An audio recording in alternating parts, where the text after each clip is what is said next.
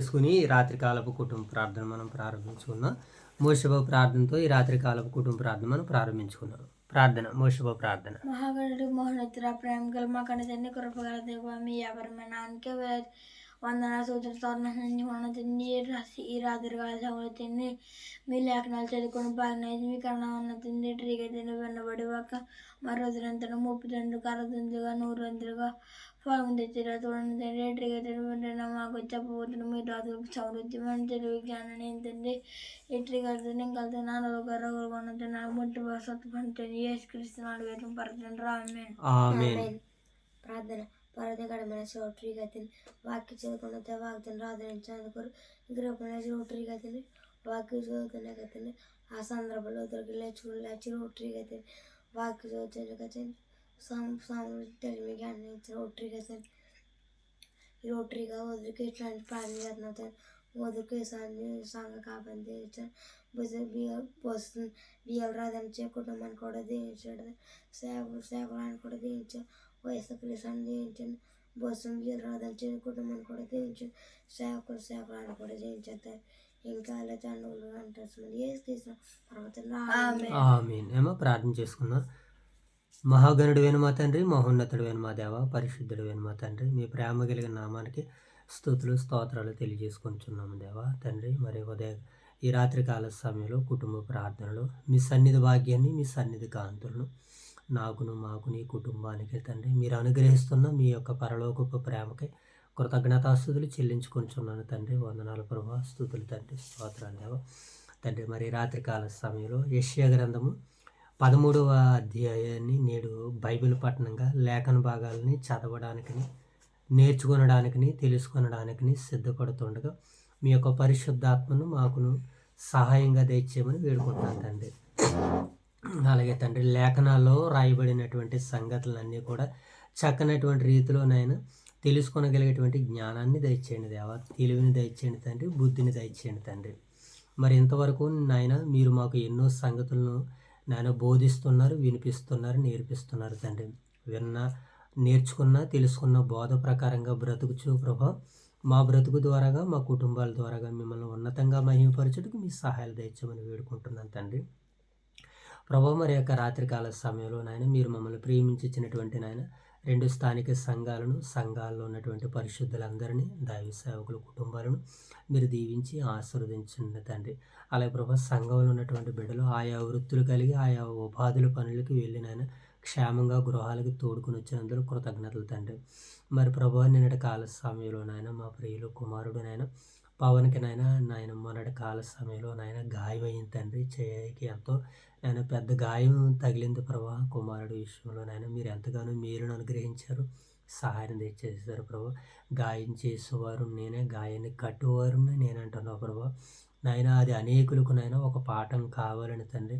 పనులు చేసుకున్నటువంటి వారు నాయన ఎలాంటి జాగ్రత్తలు తీసుకోవాలో, ఒకవేళ తీసుకోకపోతే నాయన ఎలాంటి ప్రమాదాలు ఎదురవుతాయో నాయన చూపించడానికి నాయన మీ కుమారుని వాడుకున్నందుకు వందనాలు ప్రభా. మరి ఆ కుమారుడికి మీరు వాడుకుంటున్న విధానాన్ని బట్టి మీకు స్తుతులు తండ్రి. చక్కనటువంటి రీతిలో ఆ గాయం నాయన త్వరలో నాయన నయం కావడానికి మీ సహాయాలు తెచ్చండి. తనను ప్రేమించి ప్రోత్సహిస్తున్నటువంటి బిడ్డలను దీవించండి.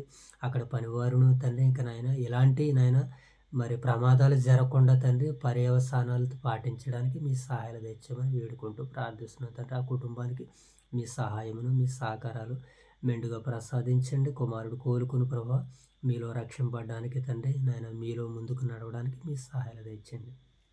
అలాగే తండ్రి మరి యొక్క సమయంలో జరుగుతున్న యొక్క పరిచర్యనైనా మీకు మహిమకరంగా మాకు దీవెనకరంగా ఆశీర్వాదకరంగా మీరు జరిగించమని నడిపించమని మా ప్రభువైన యేసుక్రీస్తు వారి నామములో ఈ ప్రార్థన మీకు సమర్పిస్తున్నాము తండ్రి. ఆమేన్. రైట్, మంచిది నాయన. మరి యొక్క సమయంలో యెషయా గ్రంథము 13వ అధ్యాయాన్ని మరి నేడు బైబిల్ పఠనంగా లేఖన భాగాలు చదువుకుంటూ మనందరం ముందుకు వెళ్దాం. యెషయా గ్రంథము 13వ అధ్యాయం మొదటి నుంచి చదువుకుందాం. ఆమోజు కుమారుడైన ఆమోజు కుమారుడైన యెషయాకు యెషయాకు బబులోను గూర్చి బబులోను గూర్చి ప్రత్యక్షమైన దేవోక్తి. ప్రత్యక్షమైన దేవోక్తి. జనులు ప్రధానుల ద్వారములలో ప్రవేశించుటకు ప్రధాన ద్వారములు ప్రవేశించుటకు చెట్ల లేని కొండల మీద చెట్ల లేని కొండల మీద ధ్వజము నిలవబెట్టుడి. ధ్వజము నిలవబెట్టుడి. ఎలుగెత్తి వారిని పిలువుడి. వారిని పిలువుడి. సంజ్ఞ చేయుడి. సంజ్ఞ చేయుడి. నాకు ప్రతిష్ఠితులైన వారికి నాకు ప్రతిష్ఠితులైన వారికి నేను ఆజ్ఞ ఇచ్చి ఉన్నాను. నేను ఆజ్ఞయించి ఉన్నాను. నా కోపము తీర్చుకొనవలెనని నా కోపం తీర్చుకొనవలెనని నా పరాక్రమశాలులను నా పరాక్రమశాలులను పిలిపించుకుని ఉన్నాను. పిలిపించుకొని ఉన్నాను. నా ప్రభావమును బట్టి నా ప్రభావమును బట్టి హర్షించు వారిని పిలిపించి ఉన్నాను. హర్షించు వారిని పిలిపించి ఉన్నాను. బహుజనముల బహుజనముల ఘోష వలె ఘోషవలె కొండలలోని కొండలలోని జన సమూహం వలన కలుగు శబ్దం వినుడి. శబ్దం వినుడి. కూడుకొను రాజ్యముల రాజ్యముల జనములు చేయు అల్లరి శబ్దం వినుడి. శబ్దం వినుడి. జనములు చేయు అల్లరి శబ్దం వినుడి. అల్లరి శబ్దం వినుడి. సైన్యములకు అధిపతియగు యెహోవా సైన్యములకు అధిపతి యెహోవా యుద్ధమునకై తన సేనను వ్యూహపరచగా ఏర్పరచుకుని ఉన్నాడు. సర్వలోకమును పాడు చేయుటకై ఆయన దూరదేశము నుండి ఆకాశ దిగంతముల వరకు యెహోవాయను ఆయన క్రోధము తీర్చు ఆయుధములను వచ్చుచున్నారు.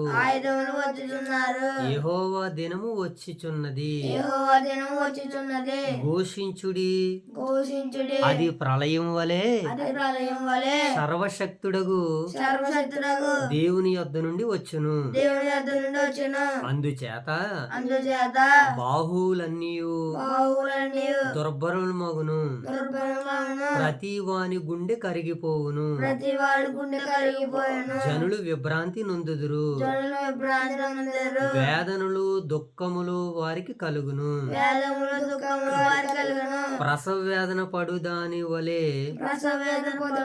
వారు వేదన పడిదురు. ఒకరికి ఒకరు తేరు చూతురు. వారి ముఖములు జ్వాలల వలె ఎర్రనవగును. యెహోవా దినము వచ్చుచున్నది. దేశమును పాడు చేయుటకును పాపులను బొత్తుగా దానిలో నుండకుండా నశింపజేయుటకును క్రూరమైన ఉగ్రతను ప్రచండమైన కోపముతోను అది వచ్చును. ఆకాశ నక్షత్రములను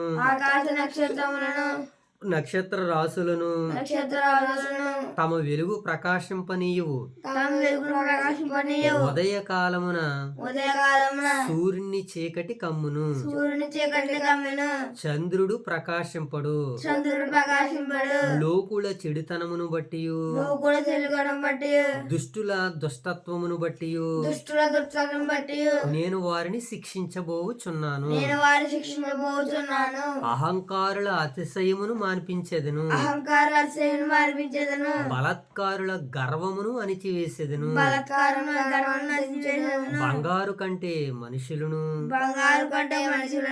ఓపీరు దేశపు సువర్ణము కంటే నరులను ఓపీరు దేశపు సువర్ణము కంటే నరులను అరుదుగా ఉండజేసేదను. సైన్యములకు అధిపతి యెహోవా ఉగ్రతను ఆయన కోపాగ్ని దినము వరకును ఆ ఆకాశము వణుకునట్లును భూమి తన స్థానము తప్పునట్లును నేను చేసేదను. అప్పుడు తరమబడుచున్న జింక వలెను పోగు చేయని గొర్రెల వలెను జనులు తమ తమ జనుల తట్టు తిరుగుదురు. తమ తమ స్వదేశములను తమ తమ స్వదేశములను పారిపోదురు. పారిపోదురు. పట్టబడిన ప్రతివాడును పట్టబడిన పదేవారును కత్తివాత కూలును. కత్తివాత కూలును. తరముబడి పట్టబడిన ప్రతివాడును తరమబడి పట్టబడిన వాడును కత్తివాత కూలును. కత్తివాత కూలును. వారు చూచుచుండగా వారు చూచుచుండగా వారి పసిపిల్లలు నలగొట్టబడుదురు. వారి పసిపిల్లలు నలగొట్టబడుదురు. వారి ఇండ్లు దోచుకొనబడుదును. వారి ఇంట్లో దోచుకొనబడుదురు. వారి భార్యలు చెరపట్టబడుదురు. వారి వారి చెరపట్టబడును. వారి మీద పడుటకు నేను మాదీయులను రేపెదను. వారి మీద పడుటకు వారి మీద పడుటకు నేను మాదీయులను రేపెదను. నేను మాదియలో రేపెదను. వీరు వెండిని వీరు వెండిని లక్ష్యము చేయరు. లక్ష్యము చేయరు. సువర్ణము కూడా వారికి సువర్ణం కూడా వారికి రమ్యమైనది కాదు. రమ్యమైనది కాదు. వారి విండ్లు వారి విండ్లు యవనస్తులను నలగొట్టును. యవనస్తులను కొట్టెను. గర్భఫలమందు వారు జాలిపడరు. గర్భఫలమందు వారు జాలిపడరు. పిల్లలను చూసి కనికరింపరు. పిల్లలను చూసి కనికరింపరు. అప్పుడు రాజ్యము అప్పుడు రాజ్యము భూషణములను భూషణములను కల్దీల అతిశయాస్పదమును కల్దీల అతిశయాస్పదములను మహత్యమునగు మహత్యమునకు బబులోనును బబులోనును దేవుడు పాడు చేసిన దేవుడు పాడు చేసిన సొదొమ గొమొర్రా వలె అవును. సొదొమ గొమొర్రా వలె అవును. అది మరెన్నడైనను అది మరి ఎన్నడైనను నివాస స్థలముగా నుండదు. నివాసముగా ఉండదు. తరతరములకు తరతరములకు దానిలో ఎవడును కాపురం ఉండడు. దానిలో ఎవడను కాపురం ఉండడు. అరబీలో ఒకడైనను అరాబీలో ఒకడైనను అక్కడ అక్కడ తన గుడారమును వేయుడు. తన గుడారమును వేయుడు. గొర్రెల కాపరులు గొర్రెల కాపరులు తమ మందలను అక్కడ పరుండబెట్టరు. తమ పంటను అక్కడ పరుండబెట్టడు. నక్కలు అక్కడ పండుకొనును. నక్కలు అక్కడ పండుకొనెను. గొరుపోతులు వారి ఎండ్లలో ఉండును. గొర్రెపోతులు వారి ఇంట్లో ఉండెను. నిప్పుకోళ్లకు అక్కడ నివసించును. నిప్పుకోళ్ళు అక్కడ నివసించెను. కొండ మేకలు అక్కడ గంతులు వేయును. కొండ మీద అక్కడ గొంతులు వేయను. వారి నగరాలలో వారి నగలలో నక్కలను నక్కలను వారి సుఖ నివాసాల మందిరములలో వారి సుఖ నివాస మందిరములలో అడవి కుక్కలను అడవి కుక్కలను అడవి కుక్కలను మొరలిడును. మొరలిడెను. ఆ దేశమునకు ఆ దేశమునకు కాలము సమీపించి ఉన్నది. కాలం సమీపించి ఉన్నది. దాని దినములు దాని దినములు సంకుచితములు. సంకుచితములు. దేవుడి యొక్క పరిశుద్ధ వాక్యాన్ని నేడు మన వినికిడిలో మరి 30 దంతులుగాను 60 దంతులుగాను 100 అంతలుగాను ఫలింపజేయను గాక. ఆమేన్. ఆమేన్. రైట్, మంచిది నాయన. ఇక్కడ యెషయా గ్రంథము 13వ అధ్యాయాన్ని మనం ఆలోచన చేస్తున్నప్పుడు ఇక్కడ ఈ 13వ అధ్యాయంలో భక్తుడైనటువంటి ప్రవక్త అయినటువంటి యెషయా గారికి దర్శనం కలుగుతుంది. ఏం కలుగుతుంది జయతల్లి? దర్శనం వచ్చింది. ఏంటా దర్శనం? ఆయనకు వచ్చినటువంటి దర్శనం దేవ దర్శనం. Very good. ఆ దైవ దర్శనంలో భాగంగా దేవుడు తాను చేయబోచున్నటువంటి దానిని గురించి ముందుగా చెబుతున్నాడు అనమాట. ముందుగా ఎవరికి చెప్తున్నాడు? యెషయాకి ఆల్రెడీ దర్శనంలో జరుగుతుంది. దేని విషయమై జరుగుతుంది అంటే బబులోను దేశాన్ని దేవుడు ఏ రీతిగా నాశనం చేయబోతున్నాడో ఈ అధ్యాయంలో ప్రస్ఫుటంగా చక్కగా వ్రాయబడింది. దీని అంతటికీ కారణం ఏంటంటే ఈ బబులోను దేశం వెనకాల ఉన్నటువంటి అతిశయం, గర్వం. ఈ అతిశయము, గర్వము ఎవరి తాలూకని మనం నేర్చుకున్నాం నిన్నటి కాల సమయంలో? అపవాది. ఆ వాడిలో ఉన్నటువంటి ఈ దుర్గుణాలన్నీ కూడా బబులోను దేశంలో ఉన్నాయి ఇప్పుడు. అందుకని ఈ బబులోను దేశానికి ఇప్పుడు ఏమొచ్చింది? చెద పట్టింది. ఇప్పుడు చెద నివారణకి ఏం చేయాలి? మందు కొట్టాలి. అందుకని దేవుడు మందు కొడుతున్నాడు అనమాట దీనికి. ఇంకా చెద నివారణ అనేటువంటిది ఉండకుండా భూమి మీద లేకుండా బబులోనుని తీసేస్తానంటున్నాడు దేవుడు. అంటే దేవుని కోపానికి గురవుతున్నది ఎవరన్నమాట? ఇప్పుడు బబులోను దేశం గురవుతుంది. అందుకనే యెషయా గారికి వచ్చినటువంటి ఆ ప్రవచనాన్ని మొదటగా మనం చదువుదాం. ఒకసారి 13వ అధ్యాయం మొదటి వచనం చూడండి. ఒకసారి 13వ అధ్యాయం మొదటి వచనం. ఆమోజు కుమారుడైన యెషయాకు బబులోను గూర్చి ప్రత్యక్షమైన దేవోక్తి. అంటే బబులోను గురించి ఈయనకి ఏమవుతుంది? ప్రత్యక్షమైన దేవోక్తి.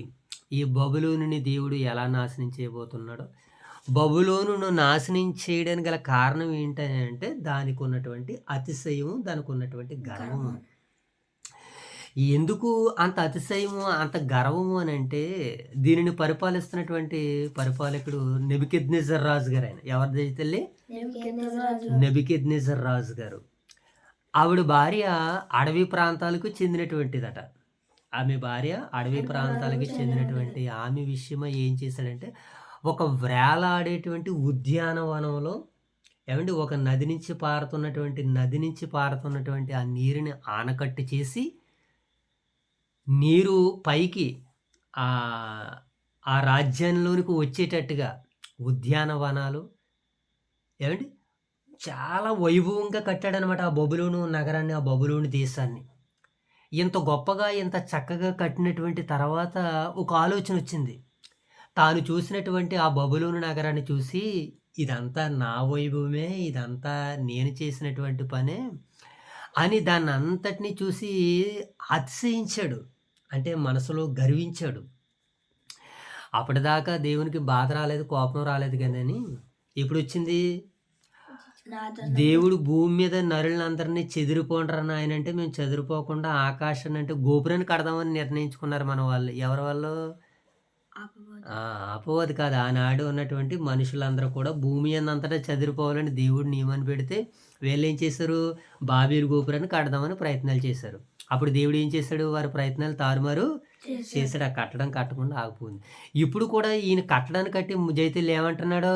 ఇదంతా నా వలన జరిగిందే కదా, ఇదంతా నేను కట్టిందే కదా అని అనుకోవడంతో దేవుడు ఏం చేశాడనంటే, ఓహో ఇతనికి గర్వం ఉంది కదా, ఇతని గర్వం ఏంటో నేను ఒకసారి ఇతని గర్వాన్ని అనిస్తారని దేవుడు ఏం చేశాడు? దానికి ఆ సమయానికి ఏం చేశాడంటే, ఆ బబులోని దేశాన్ని ఇప్పుడు పాడు చేయాలని దేవుడు నిశ్చయించుకున్నాడు. ఏ ప్రజలనైతే నిలబెట్టడానికి బబులోనీల్ని దేవుడు వాడుకున్నాడో, మరలా అదే ప్రజలను, అదే బబులోనీలను కొట్టడానికి మరలా మరొక దేశాన్ని దేవుడు వాడుకుంటున్నారు. వాళ్ళే మాదీయులు, పారసీకులు. మాదీయులు, పారసీకులు వచ్చి ఈ దేశాన్ని ఏం చేశారు? ముట్టడి వేసి ఈ దేశంలో ఉన్నదంతా కూడా పట్టుకుని వెళ్ళిపోయారు. అక్కడ నిప్పుకోళ్ళును, అక్కడ నక్కలోనే అవన్నీ నివాసాలుగా ఉండేటట్టుగా మారిపోయినాయి. కానీ ఒకప్పుడు ఎంత వైభవంతో ఉన్నటువంటిది ఆ రాజ్యము, ఆ రాజ్యం ఏమైపోయింది? నేలకే ఒరిగిపోయింది. కారణం ఏంటి? మహోన్నతునితో నన్ను నేను సమానంగా చేసుకుందని అనుకుంది. దేవుని నక్షత్రములకు పైగా నా సింహాసనాన్ని వేసుకుంటానన్నది. మహోన్నతునితో నన్ను సమానంగా చేసుకుంటానన్నది ఎవరనంటే ఈ బబులోని దేశం. అందుకని ఆ దేశాన్ని ఈ భూమి మీద ఉండకుండా తీసేస్తాడు దేవుడు. రాజ్యాన్ని, రాజ్య ప్రజలను. ఎంతో ఉద్యానవనం వేలాడేటువంటి ఎన్నో ఎన్నెన్నో వేలాడేటువంటి ఉద్యానవనాలు స్థాపించాడు అక్కడ. సుమారు ఇంచుమించు 20 లక్షల కాల్బలం. ఎంతమందినైనా అక్కడ 25 లక్షల సైన్యం. మనకి బాహుబలి అంటాడు కదా, మన దగ్గర ఎంత సైన్యం ఉందంటాడా? 25 లక్షల సైన్యం ఉందంటాడు. కానీ వాడి దగ్గర సైన్యం ఎంత ఉందంటాడు? 1,00,000 మంది సైన్యాలు. 1,00,000 మంది సైన్యాలు ఇప్పుడు 25 లక్షల మంది మనం ఎలా ఢీక్కుంటామంటే, కొంతమంది ఎలాగ వెళ్ళాలి, కొంతమంది ఉత్తర భాగము, దక్షిణ భాగము, పడమర భాగం అని నిర్ణయించుకుని యుద్ధానికి మోహరిస్తారు వాళ్ళు జైతులేలాగా. కనుక ఇప్పుడు దీనికి కూడా ఏమొచ్చిందని అంటే, దీనికి కూడా మరి దేవుడు తీసేయాలనుకున్నాడు కనుక 20 లక్షల కాలబలంతో మాదీయులు వచ్చి, పారసీకులు వచ్చి ఈ రాజ్యాన్ని ఏం చేశారు? ముట్టడి వేసి రాజ్యాన్ని నేలమట్టం చేసేసారు. దీన్ని బబులోని దేశాన్ని. కనుక ఆ మాటలు మనం చూడండి. మొదటిగా ముందు యెషయా గ్రంథము 46 అధ్యాయము మొదటి 2 వచనాలు చదువు. ముందుగా నువ్వు 47 తీయనైనా 47 అధ్యాయం మొదటి వచనం తీ మోషే బాబు. జయమను 46 1 2 వచనాలు ఇలాగే ఒకసారి. యెషయా గ్రంథము కొన్ని భాగాలు చూద్దాం పిల్లలు. యెషయా గ్రంథము 46 అధ్యాయం మొదటి వచనం. బేలు కూలుచున్నది. బేలు ఏం చేస్తుందట? కూలుచున్నది. బేలు అంటే ఆ బబులోని దేశానికి దేవుడిగా ఉన్నటువంటి బేల్ దేవుడు. బేల్ దేవుడు అనమాట. ఇప్పుడు బేలు ఏం చేస్తుంది? బేలు కూలుచున్నది. నెబో అంటే నెబుకద్నెజర్ అని ఎట్టుకున్నాడు కదా, నెబో బేల్. నెబో అనగా నెబో ఏం చేస్తుందట? కృంగి ఉన్నది. వాటి ప్రతిమలు జంతువుల మీదను పశువుల మీదను మూయబడి ఉన్నవి. చూసారా? బేలు ఏమవుతుందట? కూలుచున్నది. నెబో కృంగుచున్నది. వాటి వైభవం ఏమైపోతుంది? సొలొమోన్ గారు అన్నారు కదా! అయినను వాటి వైభవము, ఆయాసము, దుఃఖం అన్నారు.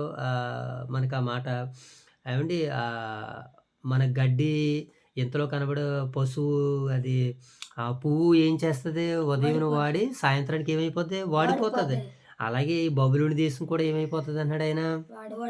వాడిపోద్దన్నాడు. మరొక మాటను కూడా మనం అంటే దేవుడు దీన్ని తీసేస్తానంటున్నాడు కదా! ఒకసారి యెషయా గ్రంథము 47వ అధ్యాయము మొదటి నుంచి కూడా మనం చదివితే పక్కన వేరుగుడు. కన్యకైన బబులోను క్రిందకి దిగి మట్టిలో కూర్చుండుము. ఎక్కడికొచ్చామంటున్నాడు? కన్యకైన బబులోను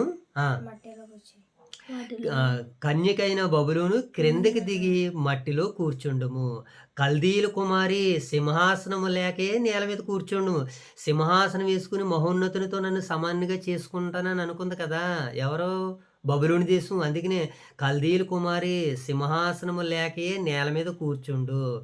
నీవు మృదుమైన దానివైనను సుకుమారి దానివైనను జనులు ఇక మీదట నేను చెప్పరు. తిరగట దిమ్మలు తీసుకుని పిండి విసరము. నీ ముసుకు పారవేయము. కాలి మీద జీరాడు అని ఇంక దీంట్ల గురించి వర్ణన వివరించుకుంటూ వస్తున్నాడు. కల్దీల కుమారి మౌనముగా ఉండి చీకటిలోనికి పొమ్ము. ఏమంటున్నాడు? కల్దీల కుమారి ఎలా ఉండాలి? ఇప్పుడు మౌనంగా ఉండాలి. నువ్వు ఇంతవరకు మాట్లాడే సమయం అయిపోయింది. ఇక్కడ ఈసారి నువ్వు మౌనంగా ఉండాలి. ఇప్పుడు నువ్వు మౌనంగా ఉండి ఎక్కడికి వెళ్ళిపోవాలి? చీకటిలోనికి వెళ్ళిపోవాలి. రాజ్యములకు దొరసాని అని ఇక మీదట జనులు నిన్ను గూర్చి చెప్పరు. నా జనుల మీద కోపపడి నా స్వాస్యమును అపవిత్రత పరిచి వారిని నీ చేతికి అప్పగించి తిని అని ఈ బబులోను గురించి చెబుతూ చాలా మాటలు మనకి ఇక్కడ వ్రాయించాడు.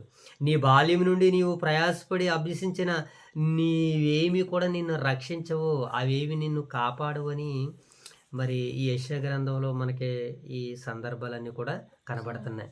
ఇక మనకు ప్రకటన గ్రంథానికి వచ్చేసేటానికి అంటే ఈ బబులోను దేశాన్ని దేవుడు ఎలా కూల్చేస్తున్నాడో చెబుతూ మాట్లాడుతూ మహాబబులోను కూలిపోయిన అనేటువంటి మాట మనకు ప్రకటన గ్రంథంలో కూడా కనబడుతుంది. అంటే ఇన్ని సందర్భాలు బట్టి మనకు అర్థమవుతున్నటువంటి విషయం ఏంటి అని అంటే దేవుడు ఈ బబులోని ఏం చేస్తున్నాడు? నేలమట్టం చేసేస్తున్నాడు. ఒకప్పుడు సొదొమ గొమొర్రా పట్టణాలు దేవుని దృష్టికి పాపం చేసినటువంటి వాటికుంటే వాటిని ఎలాగైతే తీసేశాడో మోషే బుర్ర కిందకి ఎట్టుకుని చూడాలి అక్కడ. అది వేరుగుడు. ఒకప్పుడు సొదొమ గొమొర్రా పట్టణాలను ఎలాగైతే అగ్నిగంధకాలు కురిపించి నాశనం చేసేసాడు, బబులోను కూడా దేవుడు ఏం చేశాడు? మోషే బాబు అలాగే నాశనం చేసేసాడు. ఇంకా ఈ దీంట్లో మనకి ఇంకా మంచి మంచి మాటలు చెప్తూ ఒకసారి యెషయా గ్రంథము 45:1 చదువుతుంది చూడండి. ఇందాక చదివేసాం అది. 45:1 చదువు ఒకసారి. అతని పక్షమున జనములను జయించుటకు నేను అతని కుడి చేతిని పట్టుకుని ఉన్నాను. నేను రాజుల నడికట్లను విప్పెదను, ద్వారములు అతని ఎదుట వేయబడకుండా తలుపులను తీసేదనని యెహోవా తాను అభిషేకించిన కోరేషును గురించి సెలవిచ్చున్నాడు. ఈ కోరేషు రాజు పరిపాలనా కాలంలోనే మరి బబులోను దేశం ఏమైంది? నాశనం అయిపోయింది. కనుక వీళ్ళందరూ కూడా ఏమైపోయారు? నేలమట్టం అయిపోయారు. కానీ అక్కడ ఉన్నటువంటి వాళ్ళని మరి చెరలోనికి తీసుకుని వెళ్ళినప్పుడు అక్కడ ఉన్నటువంటి యూదుల్ని మరలా దేవుడు బయటికి తీసుకుని వచ్చినట్లు కనపడుతుంది. కానీ అక్కడ ఉన్నటువంటి బబులోనులో ఉన్నటువంటి వాళ్ళందరినీ కూడా నేలమట్టం చేశాడు. ఆ దేశాన్ని కానీ ఏదీ లేకుండా మరి అంతా నేలమట్టం చేసేసినట్లుగా మనకి కనబడుతుంది. ఇక మరొక మాటను కూడా చూడండి ఒకసారి. కీర్తనల గ్రంథము 137వ అధ్యాయం. కీర్తనల గ్రంథము 137వ అధ్యాయం 8వ వచనం చదువు. నువ్వు ఇర్మియా గ్రంథము 51వ అధ్యాయం 29 తీసుకున్నాను. ఏదమ్మా ఎంత? కీర్తనల గ్రంథము 137వ అధ్యాయము 8వ వచనం. కీర్తనల గ్రంథము 137:8. పాడు చేయబడబోవు బబులోను కుమారి, నీవు మాకు చేసిన క్రియలను బట్టి నీకు ప్రతీకారం చేయవాడు. నీవు మాకు చేసిన క్రియలను బట్టి నీకు ప్రతీకారం చేయబడేవాడట. ధన్యుడు, నువ్వు మాకు చేసావు కదా అని ఇతర రాజ్యాలన్నీ కలిపి మాట్లాడుకుంటున్నాయి అన్నమాట. ఇప్పుడు ఈ రాజ్యం మీదకి ఒక రాజు యుద్ధానికి వచ్చినప్పుడు అవతల వారికి తెలుస్తుంది తెలియదా? తెలుసు. కానీ ఎవరు కూడా సహాయం కూడా రాలేదు. కారణం ఏంటి? ఆ దేశాన్ని కొట్టిస్తుంది ఎవరనంటే దేవుడు. ఈ సమయంలో మనం వారికి వెళ్ళి అక్కడ నిలబడినా అక్కడ ఉన్న మనకే కూడా తన్నులు పడతాయి. అందుకనే ఏం చేశారంటే ఎవరు కూడా సహాయం కూడా వెళ్ళలేదు. రాలేదు. కారణం ఏంటంటే దేవుడు దాని పక్షాన్ని నుండి పని చేస్తున్నాడు కనుక. కనుక ఇలా మనం ఆలోచన చేస్తున్నాడు, మరి బబులోని దేవుడు తీసేస్తానన్నాడు. ఒకసారి 51వ అధ్యాయం 29వ వచనం. 51వ అధ్యాయం 29వ వచనం. ఇర్మియా గ్రంథము 51వ అధ్యాయం ఎంతనని ఇది 29వ వచనం. భూమి కంపించుచున్నది, నొప్పి చేత అది గిజగిజలాడుచున్నది. ఒక్క నివాసి లేకుండా బబులోను దేశము పాడుగా చేయబడవలెనని బబులోనును గూర్చి యెహోవా ఉద్దేశము స్థిరమాయను. ఏం చేశాడట? దేవుడు ఉద్దేశించాడు దేని కొరకు? ఈ బబులోని దేశం కొరకు. ఆయన ఉద్దేశించిందంతా కూడా ఏమైపోయిందంటే ఇప్పుడు స్థిరమాయను అంటే జరుగుతుంది, స్థిరమైపోయింది. దేవుడు కంపించుచున్నది, నొప్పి చేత అది గిజగిజలాడుచున్నదట. పాపం ఒక్క నివాసి లేకుండా బబులోని దేశం పాడుగా చేయవలెనని బబులోను గూర్చి యెహోవా ఉద్దేశము స్థిరమాయను. బబులోను పరాక్రమవంతులు యుద్ధము చేయక ఏమండి మానుదురు. వారు తమ కోటలలో నివసించుచున్నారు. ఏమండి ఇంకా వారి గురించి బబులోను పరాక్రమవంతులు యుద్ధము చేయక మానుదురు. బబులోను గురించిన యెహోవా ఉద్దేశం ఏమైపోయింది? స్థిరమైపోయింది. కారణం ఏంటంటే బబులోను దేవుడు తీసేద్దాం అనుకున్నాడు, తీసేయడానికి దేవుడు సిద్ధంగా ఉన్నాడు. అలాగే దేవుడు తీయించేశాడు. ఇది యెషయాతో చెబుతున్నాడు. ఇది చరిత్ర మనకి సెలవిస్తుంది. ఒకప్పుడు తిరిగిలేదు ఆ అది బబులోని దేశానికి. ఇప్పుడు మనకి చరిత్ర ఆధారాలు ఉన్నాయి. దానికి చరిత్ర ఆధారాలతో ముడిపడి ఉంది బైబిల్ గ్రంథం. కనుక మనం ఇలా ఆలోచన చేస్తున్నప్పుడు మీరు దీన్ని తీసేస్తాడంటే తీసేస్తానంటాడు. ఇక మనం ఇదే 59వ అధ్యాయం 37 వచనం కూడా చదవగలిగినట్లయితే, ఇదే మనకి 51వ అధ్యాయం 37వ వచనం చదువుతాం ఒకసారి. 37వ. బబులోను నిరర్ధకమైన బబులోను నిర్జనమైన కనువు దిబ్బలుగా నుండును, నక్కలకు నివాస స్థలమగును, అది పాడే ఎగతాళికి కారణముగా ఉండును. ఏటట? ఒకప్పుడు చూసి ఆశ్చర్యపోయిన వారు ఇప్పుడు ఏం చేస్తున్నారు? దీన్ని చూసి ఎగతాళి చేస్తున్నారు. ఏంటి పట్టణం ఇలా ఉంది, ఎందుకు ఇలాగైంది పట్టణం అని అంటే అతిశయించి గర్వించిన వాడు ఎవడైనా ఎలాగే ఉంటాడో ఎలాగే అవుతాడని దేవుడి చరిత్రలో పాఠాన్ని చెబుతున్నాడు మనకి. ఆ రాజు చేత గడ్డి తినిపించాడు. 7 కాలాల పాటు పశువులే మారిపోయాడు. ఇంకెంతకంటే ఏంటి గర్వానికి సూచనలు. కనుక మనల్ని కూడా మీరు గర్వపడొద్దురా అంటే మనం అదే పడుతున్నాం. మనకి కూడా టైం దగ్గరలో ఉంది. కనుక ఆ టైంలోకి వెళ్లకుండా మనం ఉండాలంటే మనల్ని ఎంతసేపు ఎలా ఉండాలి? ఆయన బలిష్టమైన చేతి క్రింద దీన మనుష్కులై ఉండాలి. ఇంకా లేఖనాలని మనం చూడగలిగితేనైనా ఇంకేమన్నాడో చూడండి.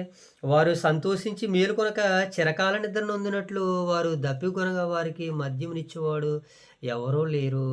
కనుక ఎలా అయిపోతుంది బబులోను జనములకు విస్మయాస్పదమాగును. బబులోని మీదకి సముద్రము బబులోని మీదకి వచ్చును. ఏమంటున్నాడు చూడండి, చివరికి ఏమొస్తుందట మోషే బాబు? సముద్రం దేని మీదకి వస్తుందట? బబులోని మీదకి వచ్చి ఆగుద్దా? సముద్రం ముంచేస్తుంది కదా. కనుక ప్రియులారా, మరి ఇన్ని రకాలు రావడానికి గల ప్రధాన కారణం ఏంటంటే దానికి ఒకసారి 62 వచనం చివరిగా దాన్ని చదివేసి ముగించేసుకుందాం. అదే ఇచ్చామా ఇందాక తీసేదే 51, 63. 51వ అధ్యాయము 62 వచ్చిన చివరి వచ్చిన చదివేసి ముగించేసుకున్నాం.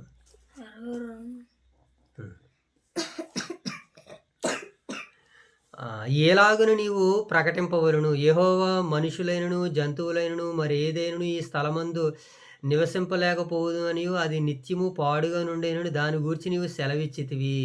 దేని గురించి? బబులోను గురించి దేవుడు సెలవిచ్చాడు. ఎందుకు బబులోనికి ఇలాంటిది సంభవించింది? గర్వంతో అహంకారంతో ఎవడున్నా సరే వాడి కుటుంబము ఇలాగే అవుతుంది.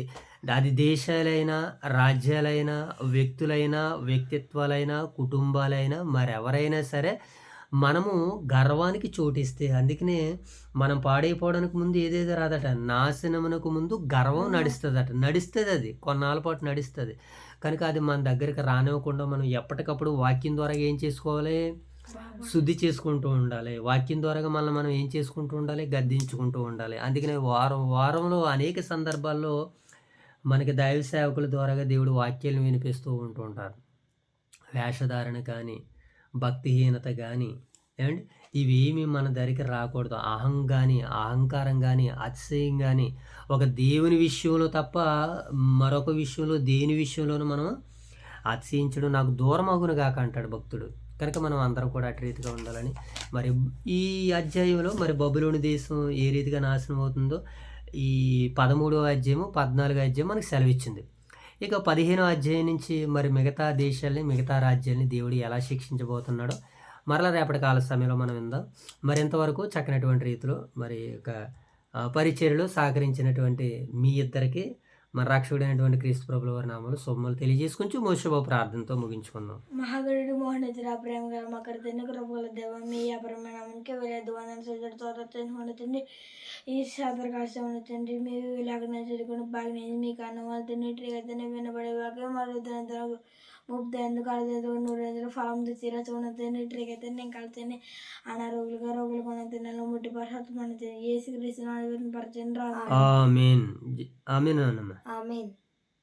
ప్రార్థన పరది కడబడి సోట్రీ కథని వాకి చదువుకుని వాకుతండ్రి ఆదరణ చందుకుని గిరపట్ల సోట్రీ కథ వాకి చూస్తున్న కదా మీద సత్ని సోట్రీ కథ వాకి చూస్తున్న తండ్రి యశాకాండ 13వ చదువుతుంది కదా ఆ సందర్భంలో వదులుకెళ్ళి నేర్చుకుని రోటరీ కథని వాకి చదువుతున్న కదా మా అమ్మ ఆదర్శి రాజు రోటరీ కథని ఇంకా చందవులు కొంత కష్టమని ఏసుకి ఇష్టం పర్వతం. చివరిగా ప్రార్థన చేసుకున్నాం. మహాగణుడైన మా తండ్రి, మహోన్నతుడైన మా దేవ, పరిశుద్ధుడైన మా తండ్రి, మీ ప్రేమ కలిగిన నామానికి స్తుతులు చెల్లించుకుంటున్నాం ప్రభు. తండ్రి రాత్రి కాల సమయంలో కుటుంబ ప్రార్థనలో మీ సన్నిధి భాగ్యాన్ని మీ సన్నిధి కాంతులను యెషయా గ్రంథము 13వ అధ్యాయం ద్వారాగా మీరు మాకు అనుగ్రహించు ప్రభు. ఇంతసేపు తండ్రి మీరు మాతో మాట్లాడి మమ్మల్ని బలపరిచి స్థిరపరిచినందుకు కృతజ్ఞతాస్తుతులు చెల్లించుకుంటున్నాను తండ్రి. అయ్యా ఎత్తబడిన వాక్యము తండ్రి మీరు మమ్మల్ని ఉద్దేశించే కేవలం మా కుటుంబం కొరకైనా మీరు మమ్మల్ని ప్రేమిస్తున్నారు కనుక నాలో మా కుటుంబములు ఎవరిలోనైనా ఒకవేళ నాయన ఈ అతిశయము గర్వము తండ్రి మాలోనే ఎక్కువ ఉంది నాయన తండ్రి, అది నాలోనూ మరీ ఎక్కువ ఉంది ప్రభు.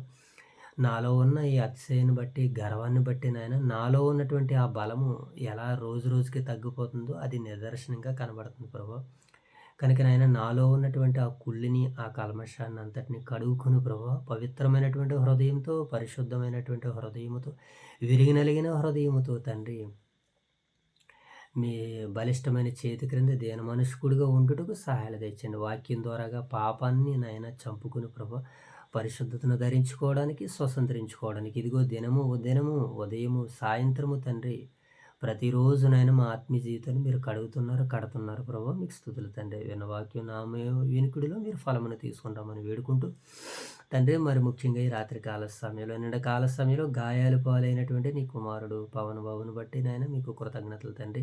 కుమారుని మీరు కాపాడారు ప్రభు. నాయన ఒక చేతితోనే నాయన కుమారుని మీరు స్వస్థతనిచ్చారు తండ్రి. ఆ ఒక చేతి ద్వారాగానైనా ప్రమాదం నుంచి బయటకు విడిపించారు ప్రభు. అంత పెద్ద గాయం తగిలినప్పటికీ కుమారుడు తండ్రి నాయన ఎంతో ధైర్యంగా ఉన్నాడు నాయన, సంతోషంగా ఉన్నాడు ప్రభు. ఆ ధైర్యాన్ని ఆ సంతోషాన్ని కుమారుడికి దినదినం అనుగ్రహించండి. ఆ గాయం మానేంత వరకు నాయన మీ సహాయాన్ని సహకారాన్ని కుమారుడికి అనుగ్రహించండి. ఇవ్వబడిన ఈ కాలంలో సమయం ఎంతో విలువైంది ప్రభు. ఆ సమయాన్ని కాలాన్ని వినియోగించుకుని ప్రభు మీ మహిమ కొరకు జీవించుటకు వాడబడుటకు మీ సహాయాలు దయచేయమని వేడుకుంటూ ప్రార్థిస్తున్నాం తండ్రి. అలాగే ఆ కుటుంబానికి మీ సహాయం తెచ్చండి. గత కాలంలో మిమ్మల్ని ఆశ్రయించారు ప్రభా, మీ యందు భయభక్తులు కలిగి ఉన్నారు తండ్రి. దానికి సూచనలుగా నాయన ఈ శ్రమలు ఈ కష్టాలన్నీ నాయన బెంబిర్లెత్తిపోకుండా నాయన భయపడిపోకుండా తండ్రి నీ బిడ్డలు ధైర్యం కలిగి నిలబట్టుకు మీ సహాయం తెచ్చండి తండ్రి. ఆ కుటుంబాన్ని దీవించండి. కుటుంబానికి యజమానుడు ఉన్న తన అన్నను బట్టి అలాగే వృద్ధాప్యంలో ఉన్నటువంటి నాయన అత్తయ్యను బట్టి ఆ కుటుంబానికి మీ తోడు మీ యొక్క సహాయాన్ని అనుగ్రహించండి తండ్రి. ఏ విషయంలోనూ ఎదిరించే వారికి బెదరక నాయన ధైర్యంగా ఉండు ప్రభువా. ప్రార్థనే తండ్రి గొప్ప ఆయుధంగా భావించు ప్రభు. దాని ద్వారా మరింత ఆదరణ సంతోషాన్ని పొందుటకు మీ సహాయాలు దయచేయమని నాయన తండ్రి రాత్రి కాల సమయంలో మా యొక్క స్థానిక సంఘాన్ని సంఘ బిడ్డలను సేవకులను తమ దయగల చేతులకు అప్పగించుకొనిచు మహిమ ఘనత ప్రభావాలు మీకు ఆరోపించుకుంటూ మా రక్షకుడైన యేసుక్రీస్తు ప్రభుల వారి నామములో ఈ ప్రార్థన మీకు సమర్పిస్తున్నాము తండ్రి. ఆమేన్.